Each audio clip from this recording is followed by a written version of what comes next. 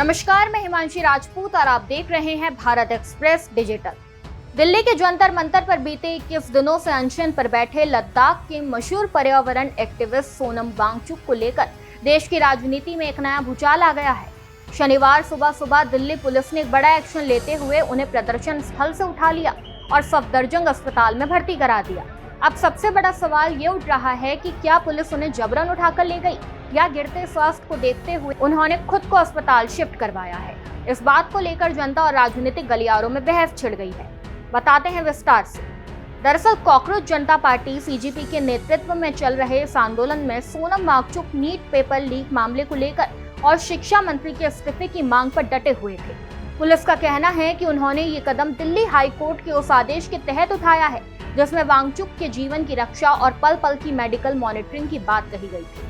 आंदोलनकारियों का आरोप है कि ये शांतिपूर्ण प्रदर्शन को दबाने की एक सोची समझी कोशिश है, जबकि प्रशासन का दावा है कि गिरती सेहत की वजह से ये कदम उठाना बेहद जरूरी था।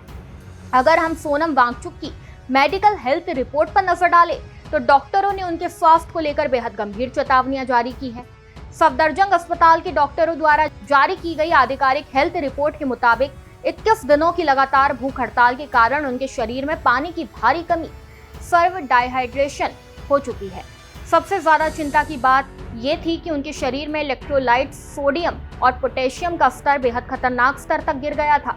डॉक्टरों का कहना था कि पोटेशियम का यह स्तर दिल की धड़कन को भी कभी भी रोक सकता था, जिससे उनकी जान को सीधा खतरा था। इसी गंभीर मेडिकल इमरजेंसी और जीवन रक्षा को आधार बनाकर दिल्ली पुलिस ने उन्हें अस्पताल में शिफ्ट किया है। अस्पताल में डॉक्टरों की एक विशेष टीम उनके वाइटल्स की पल पल निगरानी कर रही है। हालांकि वांगचुक ने डॉक्टरों द्वारा दी जाने वाली मेडिकल थेरेपी और ड्रिप लेने से साफ मना कर दिया है और अस्पताल के बेड पर भी अपना अनशन जारी रखा है। सोनम वांगचुक के इस मंच से उठते ही देश के कई अन्य संवेदनशील और पुराने राजनीतिक बयान भी दोबारा चर्चा में आ गए।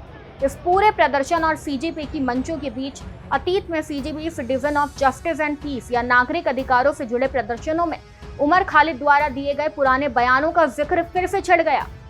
उमर खालिद के उन बयानों को लेकर विपक्ष और सत्ता पक्ष के बीच पहले भी तीखी बहस हो चुकी है, जिसमें उन पर देश विरोधी नैरेटिव गढ़ने के आरोप लगे थे, जबकि उनके समर्थकों ने इसे अभिव्यक्ति की आजादी बताया था। ठीक इसी तरह इस माहौल में मशहूर लेखिका अरुंधति रॉय का कश्मीर को लेकर दिया गया वह पुराना विवादित बयान भी एक बार फिर सोशल मीडिया पर तैरने लगा है, जिसमें उन्होंने कश्मीर की स्थिति पर टिप्पणी की थी और जिसे लेकर उन पर कानूनी कार्रवाई की मांग उठी थी। विश्लेषकों का मानना है कि जब भी देश में इस तरह का कोई बड़ा छात्र या नागरिक आंदोलन खड़ा होता है तो उसमें जेएनयू, कश्मीर और पुराने वामपंथी झुकाव वाले चेहरों के पुराने बयानों को खींचकर पूरे मुद्दे को एक अलग दिशा में मोड़ने की कोशिश शुरू हो जाती है। इधर जंतर मंतर पर माहौल अभी भी पूरी तरह से गर्म बना हुआ है। वांगचुक के अस्पताल जाने के बाद सीजीपी के संस्थापक अभिजीत तिपके और लगभग 21 अन्य प्रदर्शनकारियों ने भी अनिश्चितकालीन भूख हड़ताल शुरू कर दी है, जिससे आंदोलन थमता हुआ नजर नहीं आ रहा। अब देखना होगा कि 20 जुलाई से शुरू हो रहे संसद सत्र में विपक्ष इस मुद्दे को लेकर सरकार को कितना घेर पाती है और क्या शिक्षा प्रणाली में सुधार की ये मांग कोई नया मोड़ लाएगी। खैर, इस खबर पर आपकी क्या राय है, हमें कमेंट में जरूर बताएं। वीडियो में बस इतना ही। ऐसी ही तमाम खबरों को जानने के लिए देखते रहिए भारत एक्सप्रेस डिजिटल।